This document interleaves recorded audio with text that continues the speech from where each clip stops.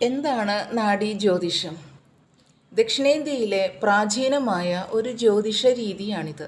എല്ലാ മനുഷ്യരുടെയും ഭൂതകാലവും വർത്തമാനവും ഭാവി ജീവിതവും പുരാതന കാലത്ത് ഹിന്ദു ഋഷിമാർ മുൻകൂട്ടി കാണുകയും താളിയോലകളിൽ രേഖപ്പെടുത്തുകയും ചെയ്തു എന്ന വിശ്വാസത്തെ അടിസ്ഥാനമാക്കിയുള്ളതാണ്. ജ്യോതിഷത്തിൻ്റെ വളരെ പുരാതനമായ ഒരു രൂപമാണ്. അതിൻ്റെ ഉത്ഭവം ദക്ഷിണേന്ത്യയിൽ നിന്നാണ്.